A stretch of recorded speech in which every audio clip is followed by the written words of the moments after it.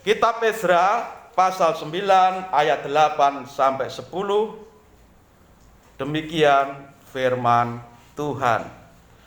Dan sekarang baru saja kami alami kasih karunia daripada Tuhan Allah kami yang meninggalkan pada kami orang-orang yang terluput dan memberi kami tempat menetap di tempatnya yang kudus. Sehingga Allah kami membuat mata kami bercahaya dan memberi kami sedikit kelegaan di dalam perbudakan kami. Ayat 9.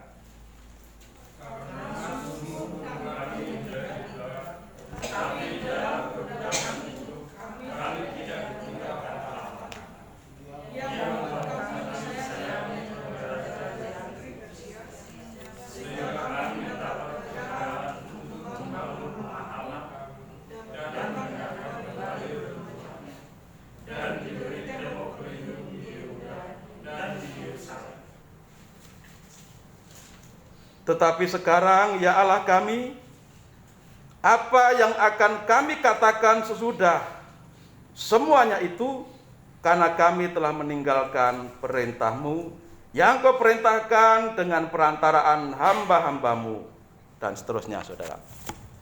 Ya. Kita fokus ke ayat 8 dan 9.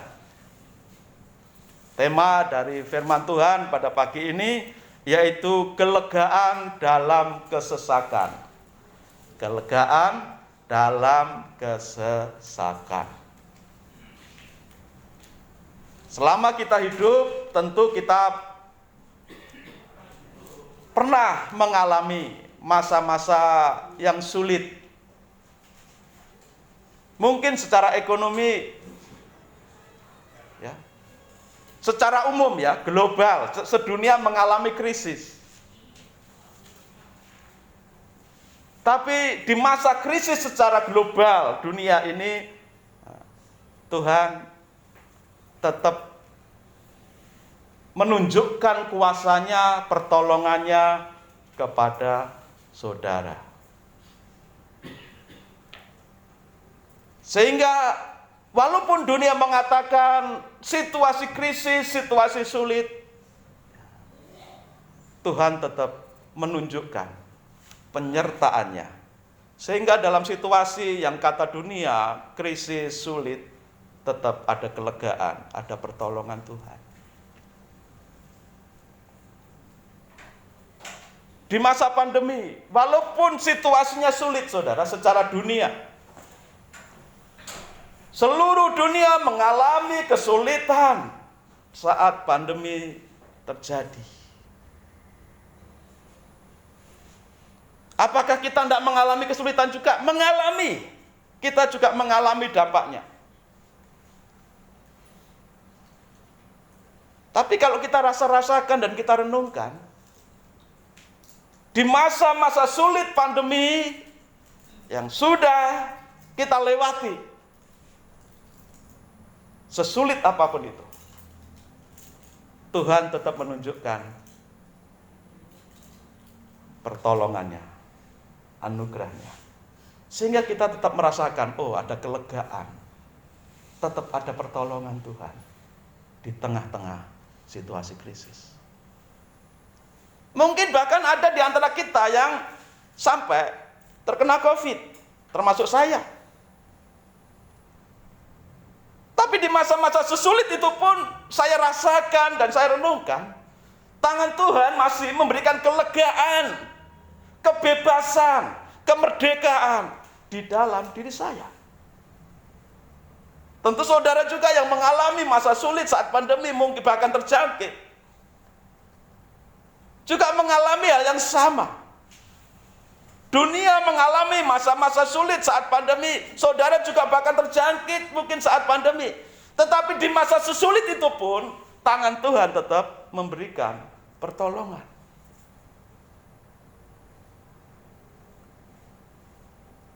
Itu juga dialami oleh bangsa Israel saat itu. Kalau kita membaca mulai pasal 6, 7, dan sampai 9 ini, Oh, luar biasa pertolongan Tuhan itu untuk bangsa Israel. Sehingga dikatakan dalam ayat yang ke-9 tadi, sungguh pun kami menjadi budak, tetapi di dalam perbudakan itu kami tidak ditinggalkan Allah kami. Ia membuat kami disayangi oleh raja-raja negeri Persia, sehingga kami mendapatkan kelegaan. Dalam perbudakan. Tidak enak saudara rasanya diperbudak itu. Banyak kerja, tidak mau kerja dipaksa. Gaji tidak ada, cukup dikasih makan. Dan itu pun maksanya kadang-kadang harus pakai cambuk. Tetapi Ezra, Imam Ezra, menuliskan hal ini untuk saudara dan saya yang hidup di zaman ini. Untuk bisa belajar dari pengalaman hidup bangsa Israel. Walaupun dalam situasi pembuangan di Persia. Persia itu sekarang Iran, saudara. Cukup jauh dari Israel. Sehingga dalam kalau kita membaca mulai ayat pertama pasal 9 ini. Perjalanan mereka mulai pasal 7 sampai pasal 9 kita bisa melihat perjalanan mereka dimulai dari bulan pertama sampai bulan kelima, berarti 5 bulan. Israel dari Iran sampai Israel itu melewati beberapa negara dan mereka jalan kaki, saudara. Cukup jauh. Saat Israel dihancurkan, dikalahkan oleh Persia, dibawa ke pembuangan, seluruh rakyatnya yang sehat-sehat, yang baik-baik, yang hebat-hebat dibawa semua. Kerja paksa dia. Tapi dalam perbudakan ini kita membaca, sungguh pun kami menjadi budak, tetapi dalam perbudakan itu kami tidak ditinggalkan Allah kami. Ia membuat kami disayangi oleh raja-raja Persia, sehingga kami mendapatkan kelegaan. Dalam perbudakan tetap mengalami kelegaan karena campur tangan Tuhan. Kadang-kadang ketika ada orang jatuh atau kecelakaan, ada yang nyeletuk bilang begini, ya untungnya enggak kepalanya yang terbentur, kan gitu. Jatuh loh, katanya untung, saudara. Jatuh tabrakan. Ya untungnya loh ya, kok enggak kepalanya yang.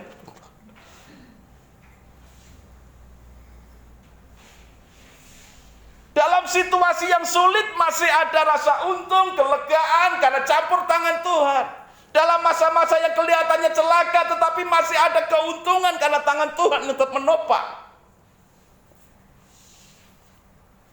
Buktinya kita sampai hari ini, puji Tuhan, walaupun 25 orang ya sempat ya kena tanda-tanda COVID dalam waktu bersamaan saat itu. Tapi Tuhan masih sayang sama kita, kan? Bukan berarti kita mencobai Tuhan. Tapi justru kita melihat tangan Tuhan yang maha murah itu tetap menyertai, menyokong kita, sehingga di waktu-waktu sulit seperti itu kita masih mendapatkan kelegaan dari Tuhan, pertolongan Tuhan. Ini satu hal yang luar biasa. Kelegaan di tengah kesesakan. Pertanyaan besar setelah kita membaca ini, bagaimana bangsa Israel dalam situasi perbudakan tapi malah mendapatkan kelegaan, bahkan kasih sayang dari seorang raja.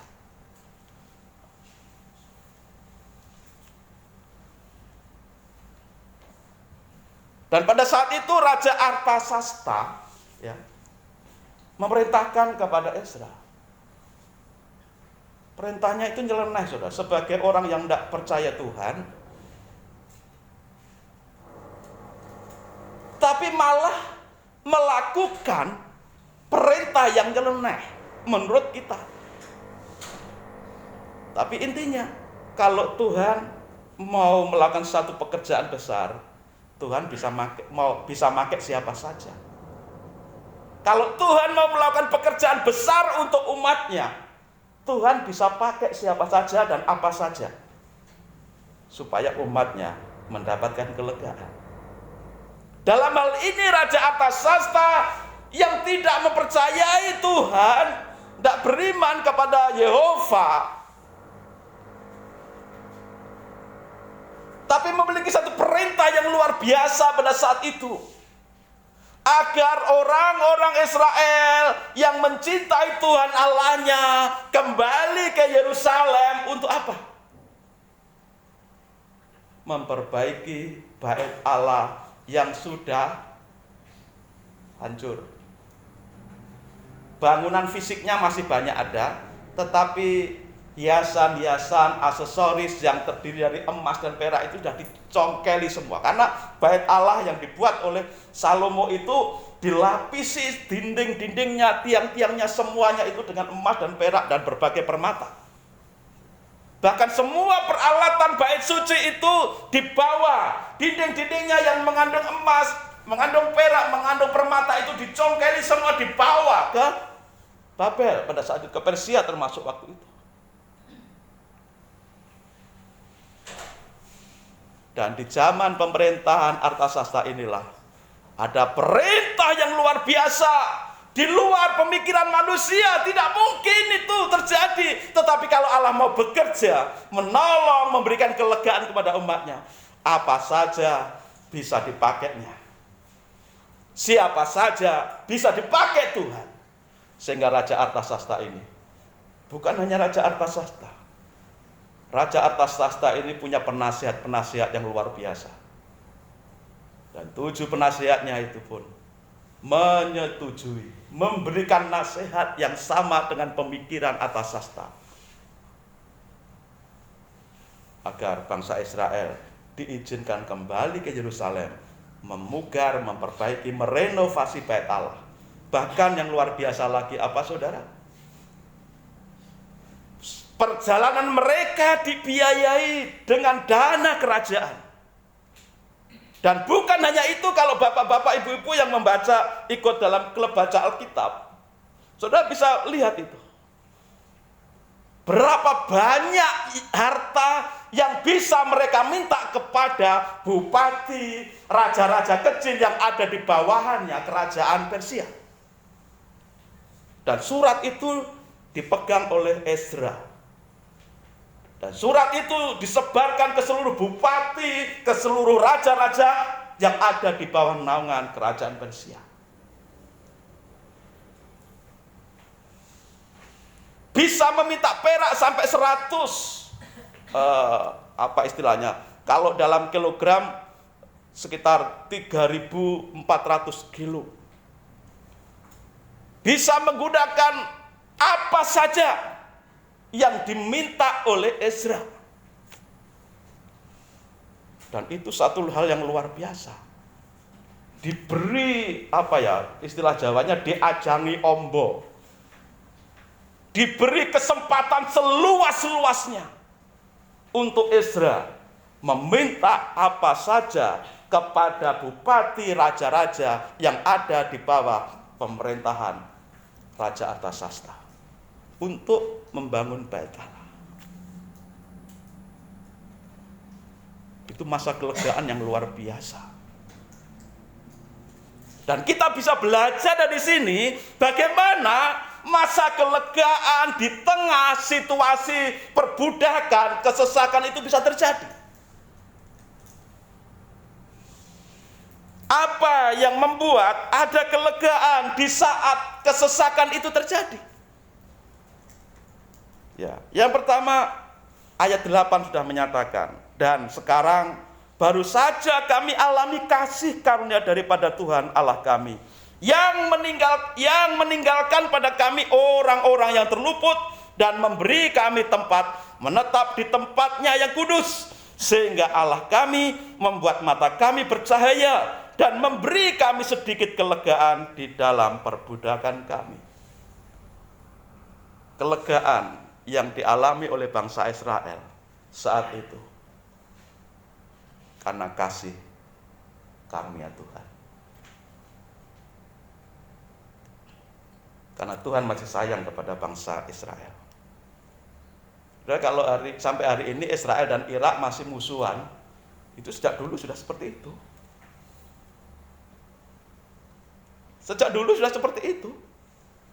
Tapi seringkali itu juga Tuhan pakai Iran itu untuk menolong Israel. Walaupun mereka musuhan, tapi berapa kali dalam sejarah dunia Iran dipakai Tuhan untuk menolong bangsa Israel. Sampai Israel modern ini pun masih musuhan, tapi kadang saling tolong juga. Yang unik kan? Itu satu hubungan yang unik.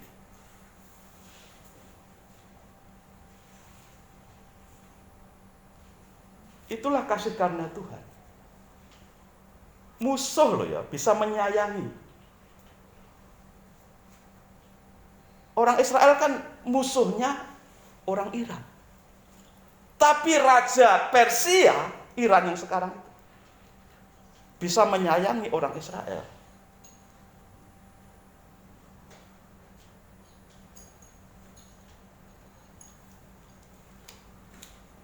Ini kalau bukan kasih karunia Tuhan yang bekerja dalam diri raja-raja yang ada di bawah pemerintahan Artasasta, termasuk Raja Artasasta, ini tidak mungkin. Bagaimanapun kalau Israel itu kembali bangkit, mereka juga merasa terancam. Tapi kenapa pemikiran mereka akan terancam ketika bangsa Israel kembali ke negaranya, kok tidak terpikirkan oleh mereka? Yang terpikirkan oleh Raja Artasasta pada saat itu, dan saat Raja Artasasta memerintahkan seluruh kerajaan bawahannya, itu semua patuh. Raja Artasasta pada akhirnya memiliki satu kepercayaan, walaupun dia tidak percaya kepada Yehova. Dikatakan, kembalilah engkau Ezra untuk membangun kembali bait suci, lalu mengadakan kembali peribadahan kepada Allah pencipta langit dan bumi.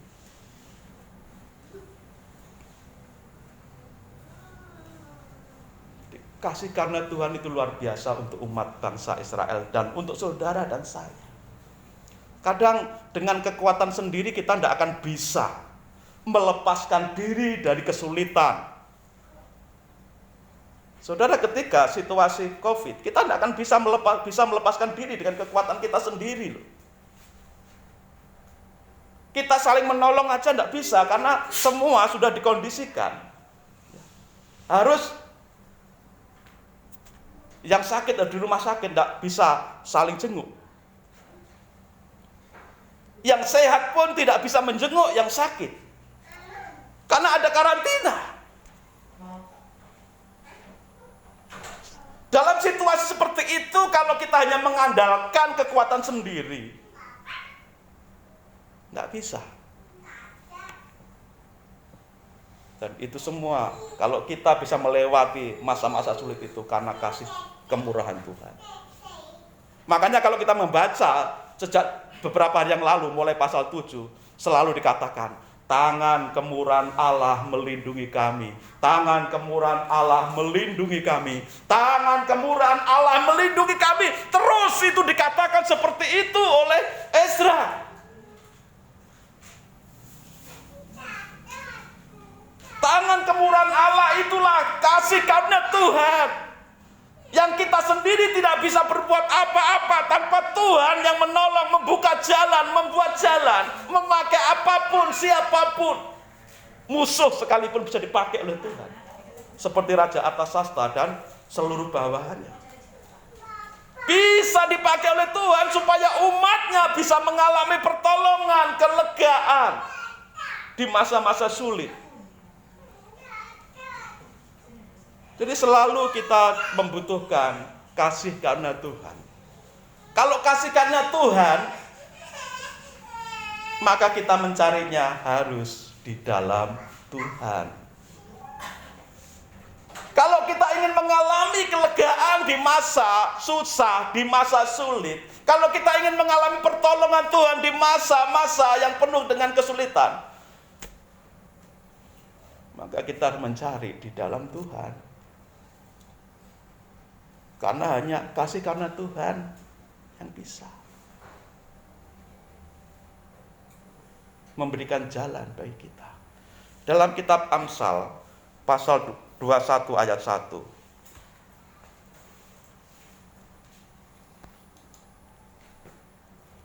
Amsal 21 ayat 1. Hati raja seperti batang air di dalam tangan Tuhan, dialirkannya kemana ia ingini.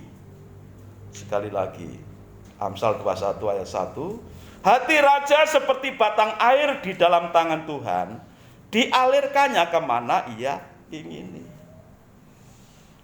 Kalau bapak-bapak, ibu-ibu biasa nyiram tanaman di kebun, di pot, pakai selang, saudara bisa menggambarkan ayat 1 pasal 21 kitab Amsal ini. Hati raja seperti batang air di dalam tangan Tuhan, dialirkannya kemana ia ingini. Kalau bapak-bapak, ibu-ibu lagi nyiram pakai selang, kan bisa ya, membawa selang itu diarahkan ke pot yang sana, pojok,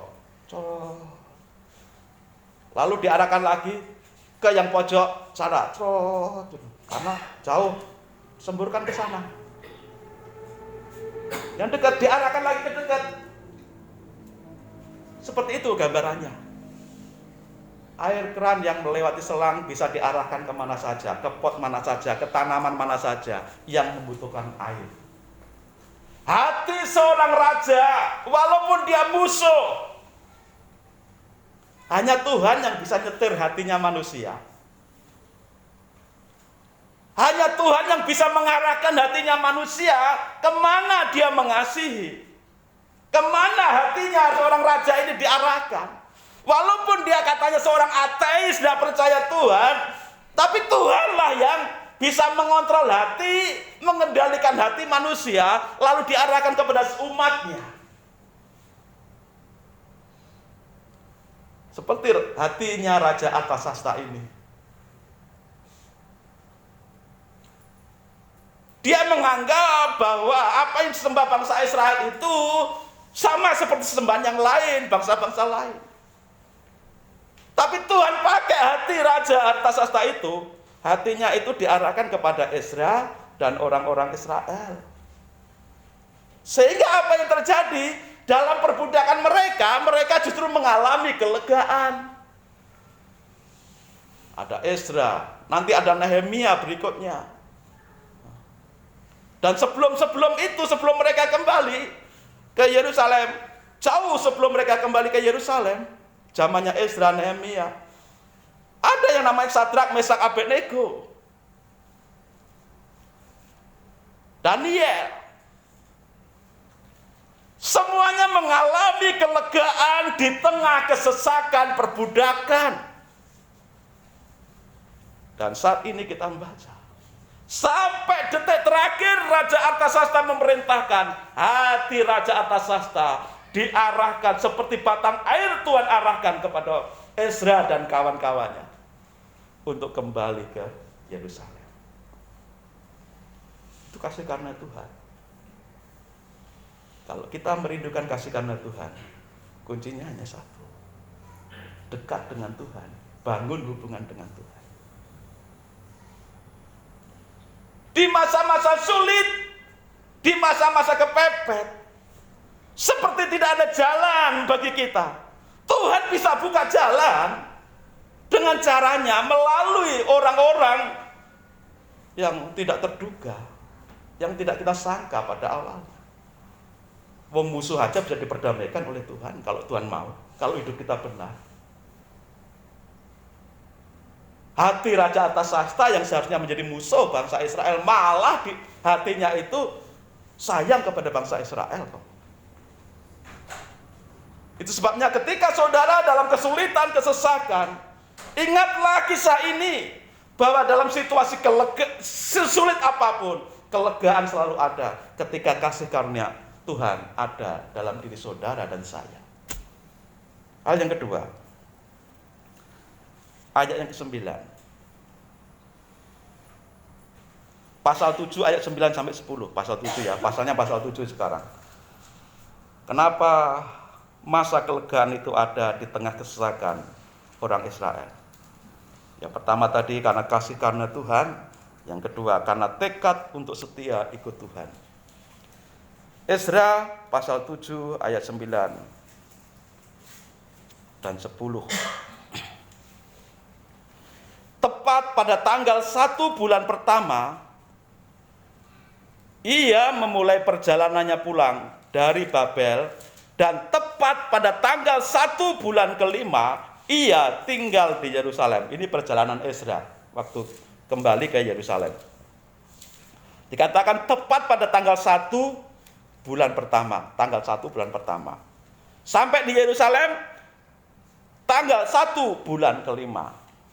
Berarti perjalanan mereka ya sekitar 4 bulanan dari Persia, Iran sampai Yerusalem, jalan kaki. Oleh karena tangan murah Allahnya itu melindungi dia. Tangan murah Tuhan Allah melindungi Ezra dan timnya. Sebab Ezra, ini yang penting, perhatikan. Kenapa tangan murah Allah itu melindungi Ezra dan timnya untuk sampai bisa ke Yerusalem? Perjalanan yang cukup panjang, melelahkan ya, dan lama. Ayat 10, karena sebab Ezra telah bertekad untuk meneliti Taurat Tuhan dan melakukannya serta mengajar ketetapan dan peraturan di antara orang Israel. Simpulannya apa dari ayat ini? Untuk kita bisa mengalami kelegaan di tengah kesesakan kita, kesulitan kita. Kita harus punya tekad untuk setia ikut Tuhan. Setia ikut Tuhan. Itu bisa diwujudkan dengan cara bagaimana? Dimulai dari mana? Tekad dalam hati. Orang kalau tidak punya tekad dalam hati, halangan sekecil apapun tidak akan bisa sampai ke rumah Tuhan. Orang kalau punya tekad hati yang kuat, halangan sebesar apapun, dia akan tetap sampai ke rumah Allah. Dan jemaat tempat sini saya lihat membuktikan hal ini kan. Yang dulu dekat kosnya, sekarang sana, pucuk gunung, hujan lagi. Sampai juga di sini perlu tekad yang keras, kuat dalam hati. Yang jalannya begini-begini, satu, naik tangga satu. Kalau tidak punya tekad yang kuat, nyerah sudah. Tidak ke gereja dah.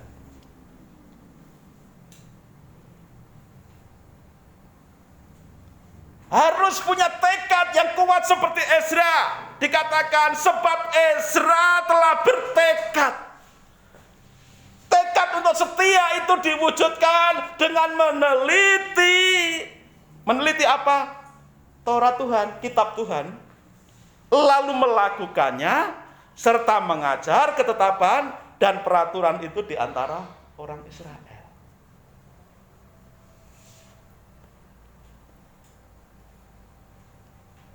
Untuk membaca Alkitab itu pun perlu tekad yang kuat loh saudara. Percaya enggak? Kalau enggak punya tekad yang kuat, kalau manual masih bisa ya. Tapi kadang-kadang tantangannya kalau kita manual, apa saudara? Baru membuka Alkitab sudah, kan gitu saudara. Baru membuka Alkitab tulisannya apalagi kecil-kecil, wah. Kadang-kadang begini menyesuaikan, kadang-kadang dari jauh. Oh, besar. Kadang-kadang tidak kelihatan, hilang. Sini lagi agak dekat. Sini. Ini kalau tekadnya tidak kuat, baca Alkitab saja sudah gampang nyerah. Kalau membawa HP, ini halangannya lebih besar lagi, saudara. Lebih banyak. Mungkin tidak ngantuk, saudara. Kenapa tidak ngantuk? Jadi beber. Jadi baca Alkitab di aplikasi HP ini jadi tidak ngantuk. Kenapa saudara? Ada selingannya. Kadang-kadang tidung WA masuk kan saudara.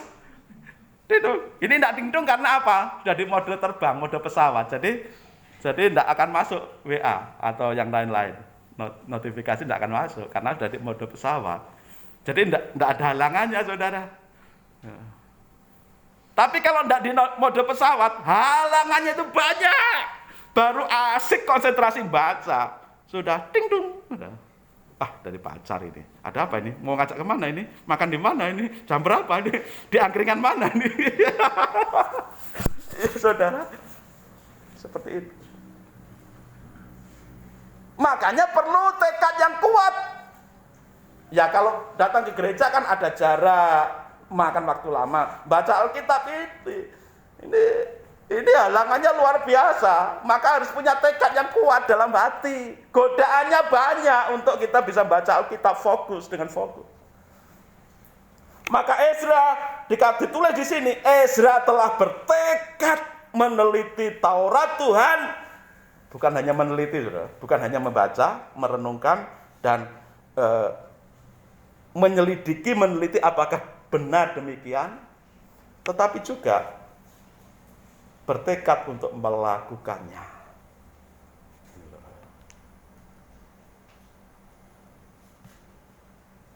Melakukannya serta mengajar kepada bangsa Israel.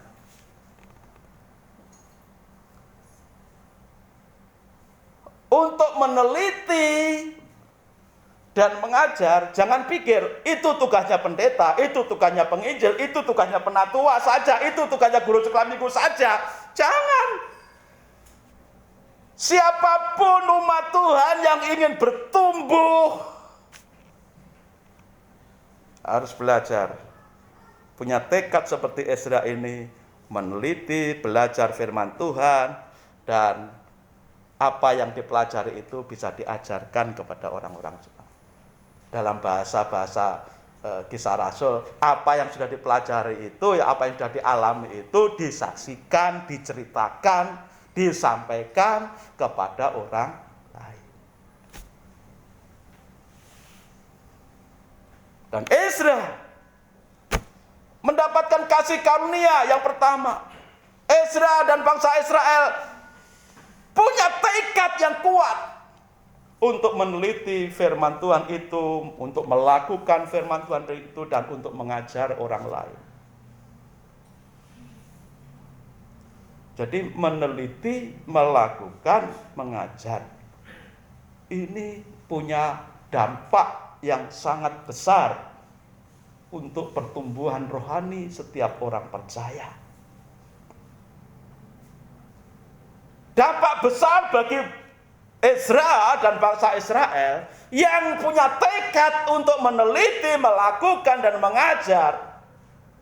Dampak besarnya apa? Mendapatkan kelegaan di tengah kesulitan. Mendapatkan pertolongan Tuhan di saat-saat susah. Sering kali terjadi dalam hidup saya itu, ketika menghadapi situasi kepepet, situasi sulit, jawabannya dari firman Tuhan. Firman Tuhan selalu menguatkan saya di masa-masa sulit, di masa-masa susah. Karena dari firman Tuhan inilah pengharapan kita, iman kita ditumbuhkan. Kita disemangati oleh firman Tuhan, kita diberi pengharapan oleh firman Tuhan, dan pengharapan kita dalam firman Tuhan itu tidak sia-sia, tidak kosong, karena pengharapan dalam firman Tuhan itu tertuju kepada Tuhan yang hidup, pencipta langit dan bumi, dalam nama Tuhan Yesus Kristus. Maka pengharapan dalam Tuhan melalui firman-Nya itu tidak sia-sia. Langit dan bumi serta alam semesta ini dijadikan dengan firman Tuhan. Tuhan setelah menciptakan langit dan bumi, dipeliharanya juga dengan firman Tuhan. Dan firman Tuhan itu ya dan amin pasti tergenapi.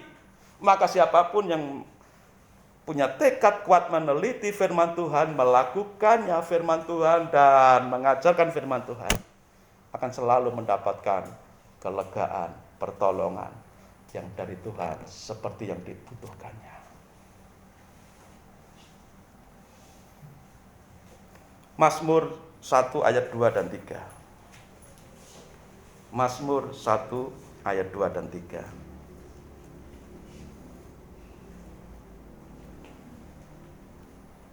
Tetapi yang kesukaannya ialah Taurat Tuhan, dan yang merenungkan Taurat itu siang dan malam. Ayat 3. Ia itu siapa? Orang yang kesukaannya firman Tuhan dan merenungkan firman itu siang dan malam. Ia seperti pohon yang ditanam di tepi aliran air, yang menghasilkan buahnya pada musimnya, dan yang tidak layu daunnya, apa saja yang diperbuatnya berhasil. Orang yang kesukaannya firman Tuhan, mempelajari, merenungkan, melakukan firman Tuhan siang dan malam, diibaratkan seperti pohon yang tertanam di tepi aliran air. Walaupun musim kemarau panjang, kekeringan melanda dunia, karena dia tertanam di tepi aliran air, akan selalu ada air yang diserap oleh akar pohon itu, karena pohon itu tertanam di tepi aliran air. Karena pohon yang tertanam di tepi aliran air itu selalu menyerap air dari sungai yang terus mengalir, yang masih ada airnya, maka dikatakan daunnya tidak akan layu dan akan bisa berbuah pada musimnya. Walaupun musim kemarau, walaupun musim kering, tetap bisa berbuah dan daunnya tidak layu. Kalau pohon itu diganti manusia, kita yang percaya, yang setia merenungkan firman Tuhan dan siang dan malam, maka hidup kita tidak akan layu. Dalam pengertian selalu punya pengharapan. Kita tidak akan pernah putus asa, karena kita punya pengharapan yang teguh di dalam Tuhan. Dan Tuhan bisa kita percaya. Maka jangan mengecilkan arti atau meremehkan firman Tuhan. Beri waktu, alokasikan waktu sebaik-baiknya untuk membaca, merenungkan, mempelajari firman Tuhan.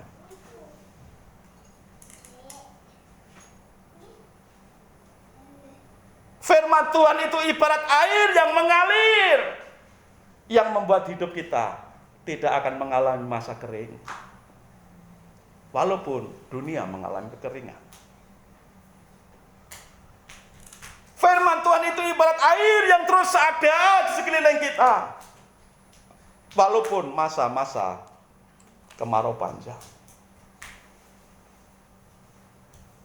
sehingga kita tetap bisa berbuah walaupun musim kemarau panjang.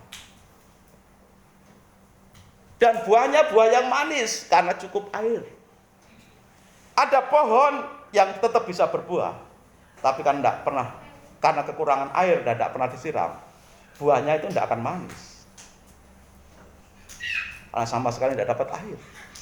Dan bisa layu sebelum jadi buah, lalu rontok. Maka kitab Mazmur mencatat, orang yang kesukaannya firman Tuhan dan yang merenungkan firman itu siang dan malam, ia seperti pohon yang ditanam di tepi aliran air, yang menghasilkan buahnya pada musimnya, dan yang tidak layu daunnya. Apa saja yang diperbuatnya berhasil.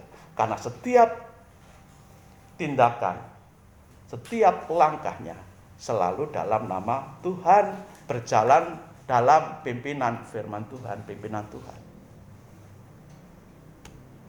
Nah, makanya penting untuk kita praktek meneliti firman Tuhan, merenungkan firman Tuhan siang dan malam. Baca itu firman, baca firman Tuhan, renungkan itu, renungkan firman Tuhan. maka hidupmu akan seger. Tidak akan mengalami masa-masa layu. Hidupmu akan mengalami masa-masa berbuah walaupun di musim kemarau panjang. Artinya apa? Ada kelegaan di tengah kesesakan dunia ini. Lukas 11 ayat 28.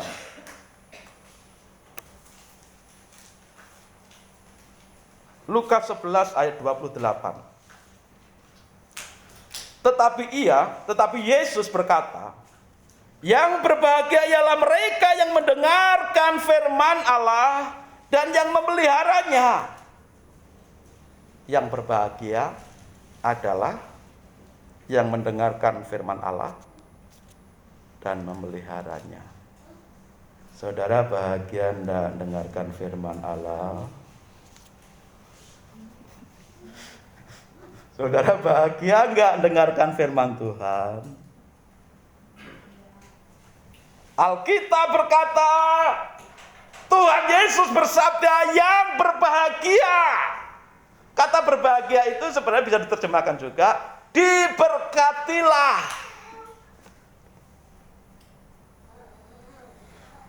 Diberkatilah, berbahagialah orang yang mendengarkan firman Allah. Bukan hanya mendengar loh ya. Kalau mendengar saja banyak. Berbahagialah orang yang mendengarkan firman Allah dan yang memeliharanya. Nah ini loh, mendengar dan memelihara. Apa yang dipelihara? Firman Allah. Jadi saudara bisa memelihara firman Tuhan. Saudara bisa ternak firman Tuhan. Kalau saudara memelihara firman Tuhan, buah firman Tuhan itu adalah luar biasa.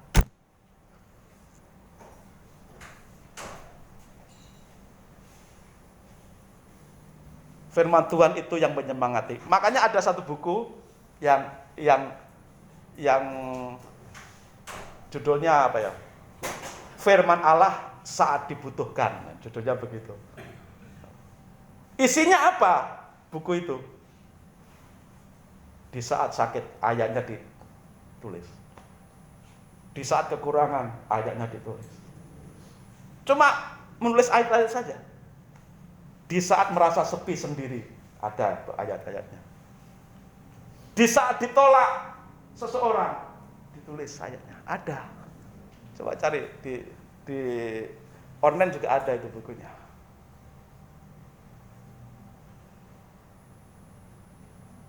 Karena firman Tuhan itu lengkap.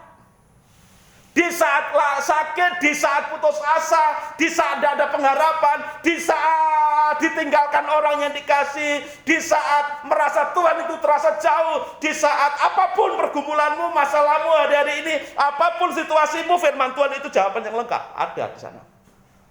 Tinggal kita mau membaca, merenungkan dan melakukannya, mengimaninya atau tidak. Ketika kita mau mendengarkan firman Tuhan, membaca firman Tuhan dan memeliharanya, maka hidup kita akan mengalami buah-buah firman Tuhan yang menguatkan, yang meneguhkan, yang menjawab setiap pergumulan kita. Kadang-kadang kita hanya mengeluh, ya sudah puasa, sudah doa, tapi kok Tuhan tidak ngomong-ngomong kepada saya apa jawabannya ini. Lupa. Firman Tuhan ini juga jawaban daripada Tuhan untuk kita mau membacanya, meneliti, membaca, dengarkan, dan memelihara. Karena ketika kita mau memelihara firman Tuhan dalam hidup kita, hasilnya akan luar biasa. Saudara akan jadi kuat dalam Tuhan, dalam iman. Saudara akan terberkati, saudara akan bahagia.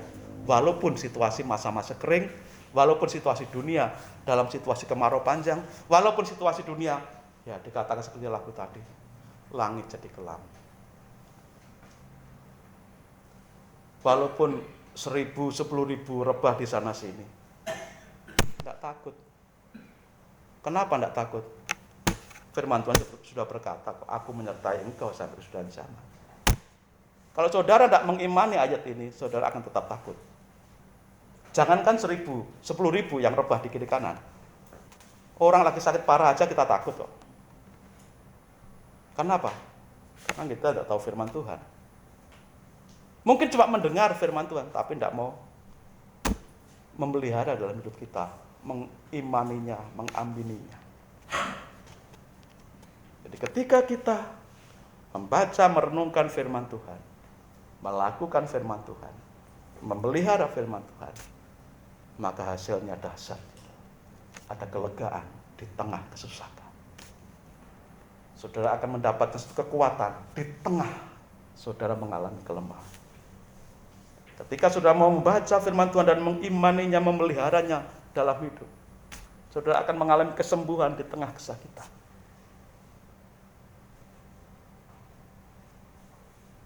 Ketika saudara mengalami kekurangan, saudara membaca firman Tuhan. Burung pipit di udara aja Tuhan pelihara. Bunga bakung yang tidak memintal aja dipelihara. Dan Daniel itu. Kalau saudara memelihara firman itu dalam hati dan mengimaninya, mengamininya, bisa terjadi itu dalam diri saudara walaupun secara ekonomi sulit. Seperti tidak ada jalan untuk kita buka usaha, seperti tidak ada jalan untuk kita bisa melamar pekerjaan. Tapi kalau Tuhan, kalau firman itu ada dalam hatimu, maka Tuhan bisa buka jalan melalui firman yang kau pelihara dalam hidupmu. Ini janji Tuhan.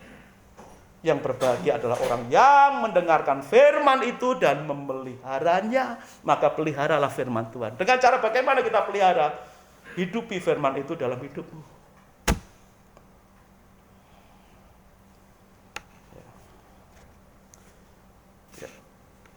Bangsa Israel mengalami kelegaan di tengah kesesakan. Saudara dan saya juga bisa mengalami kelegaan di tengah kesesakan. Yang pertama karena kasih karunia Tuhan. Yang kedua karena ada tekad dalam diri kita. Meneliti, melakukan, mengajarkan firman Tuhan. Yang ketiga, yang terakhir. Esra 9 ayat 15.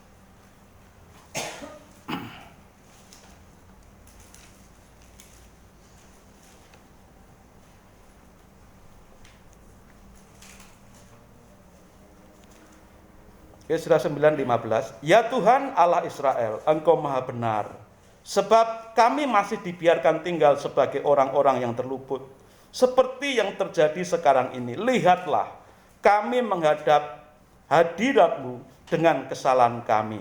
Ya, saya ulangi, lihatlah kami menghadap hadirat-Mu dengan kesalahan kami, bahwasanya dalam keadaan demikian tidak mungkin orang tahan berdiri di hadapan-Mu.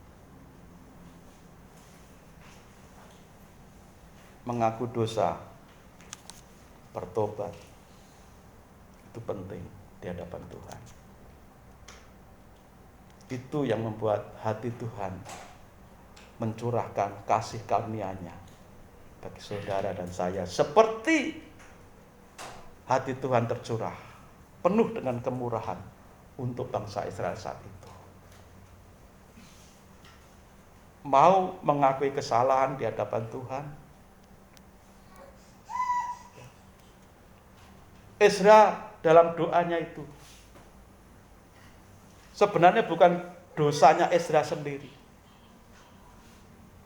Tapi kalau kita membaca pasal ini lengkap, ada laporan dari orang-orang terpercaya, lapor kepada Esra, Imam Esra, bahwa banyak di antara orang Israel yang melakukan penyembahan selain penyembah kepada Allah Israel atau Yehova.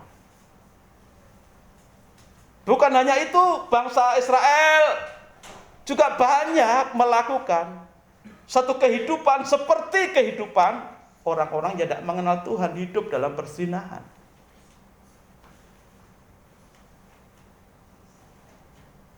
Laporan itu juga menyatakan bahwa banyak dari umat Israel yang mengawin dengan orang-orang yang tidak seiman. Itulah yang membuat hati Imam Esra itu menangis di hadapan Tuhan dan minta ampun atas segala kesalahan dan dosanya. Walaupun itu dosa umat Israel secara umum, bukan kesalahan Esra, tapi Esra memintakan ampun kepada Tuhan.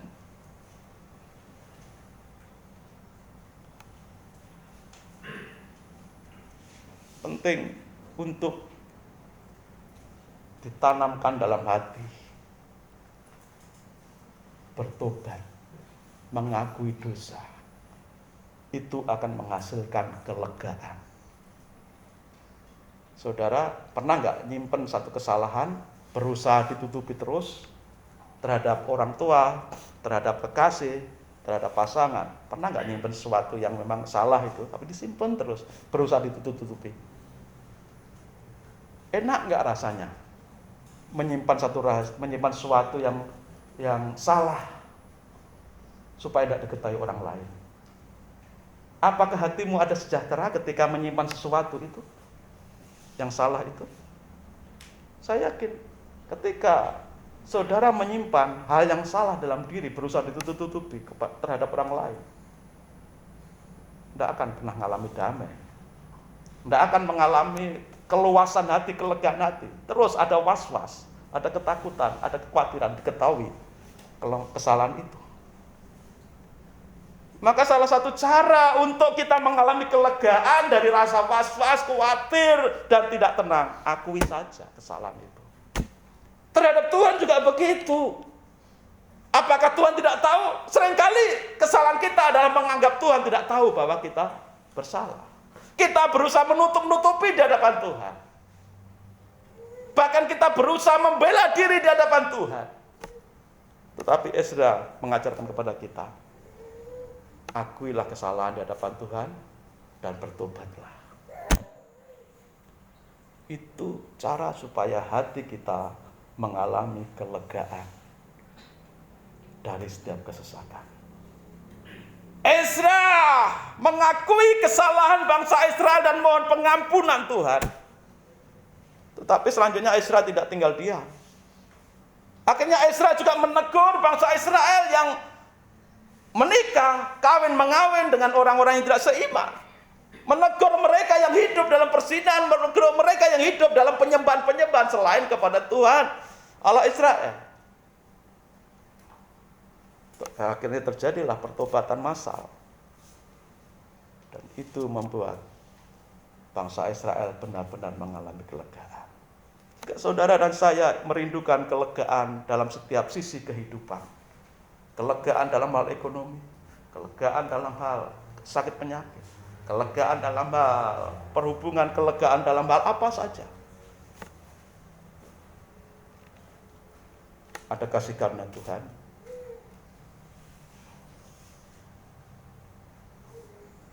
yang selalu tercurah untuk saudara dan saya. Tapi dari sisi saudara kita perlu untuk seperti Ezra, bertekad, meneliti, melakukan, mengajarkan firman. Supaya terjadi apa yang dikatakan Tuhan Yesus, yang berbahagia adalah orang yang mendengarkan firman Tuhan dan memeliharanya. Memelihara firman Tuhan itu melakukan dalam hidup sehari-hari. Dan yang ketiga, akui dosa dan minta ampun kepada Tuhan. Dalam 1 Yohanes 1 ayat 9 dikatakan, jika kita mengaku dosa kita, Tuhan itu setia dan adil. Tuhan akan mengampuni dan menyucikan kita dari segala kesalahan dan kejahatan kita. Cuma mengaku itu kadang-kadang susahnya minta ampun. Mengakui kesalahan. Tuhan mau kita mengaku di hadapan Tuhan dengan kejujuran dan bertobat. Supaya kita mengalami kelegaan. Tuhan mengampuni kita dan mendatangkan masa-masa kelegaan. Dalam Injil Matius 11 ayat 28 dan 29 dikatakan, ini undangan Tuhan Yesus. Marilah kepadaku semua yang letih lesu dan beban berat, aku akan berikan kelegaan kepadamu. Pikulah kuk yang kupasang dan belajarlah kepadaku, karena aku lemah lembut dan rendah hati, dan jiwamu akan mendapatkan ketenangan. Mari, kata Tuhan Yesus, datanglah kepadaku, marilah kepadaku. Apakah saudara lemah, letih, lesu dalam kesesakan? Datang pada Yesus. Kata Yesus, aku akan berikan kelegaan. Dan kalau kita mau memikul kuk yang dipasang, artinya kita mau melakukan apa yang Tuhan kehendaki, maka dikatakan, jiwamu akan tenang.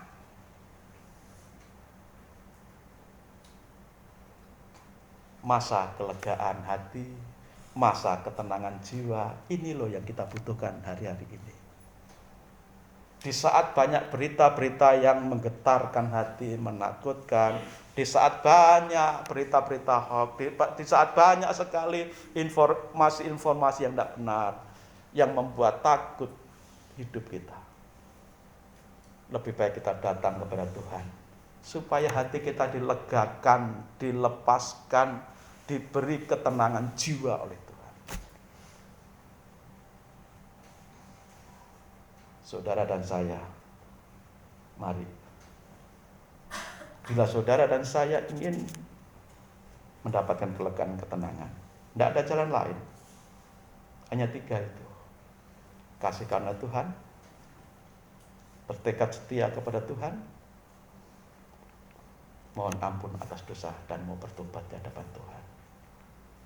Supaya kita mengalami masa-masa kelegaan, ketenangan jiwa dalam hidup kita, dan hidup kita akan mengalami buah-buah firman yang luar biasa tergenapi, terjadi dalam hidup kita semuanya. Tuhan Yesus memberkati kita semuanya. Mari kita berdoa.